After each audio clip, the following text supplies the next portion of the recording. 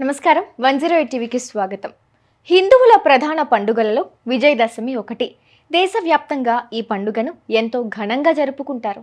విజయదశమి, దసరాగా పిలువబడే ఈ పర్వదినం ముందు 9 రాత్రులు దేవిని అత్యంత భక్తి శ్రద్ధలతో పూజిస్తారు. శరన్నవరాత్రుల్లో అమ్మవారిని ఒక్కో రోజు ఒక్కో రూపంలో అలంకరించి పూజిస్తారు. తొలి 3 రోజులు పార్వతిగా, తర్వాతి 3 రోజులు లక్ష్మిగా, చివరి 3 రోజులు సరస్వతిగా ఆరాధిస్తారు. నవరాత్రుల్లో దేవిని పూజిస్తే 10 జన్మల పాపాలు తొలగిపోతాయని ప్రగాఢ నమ్మకం. శరన్నవరాత్రుల్లో నవదుర్గల అలంకారంలో పరాశక్తి దర్శనమిస్తుంది. 4వ రోజు లలితాదేవి.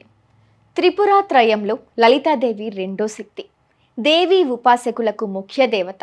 త్రిగుణాతీతమైన కామేశ్వర స్వరూపంలో 5వ రోజున దర్శనమిస్తుంది. లక్ష్మీ సరస్వతులు ఇరువైపులా నిలబడి వింజామరలు వీస్తుండగా శ్రీచక్ర అధిష్టాన శక్తిగా కొలువుదీరుతుంది. చెరుకుగడ, విల్లు, పాశాంకుశాలను ధరించి భక్తులకు వరాలిస్తుంది. లలితాదేవి విద్యా స్వరూపిణి, మాంగళ్య సౌభాగ్యాన్ని ప్రసాదిస్తుంది. దేవి అనుగ్రహం కోసం సువాసిని పూజ చేయాలి.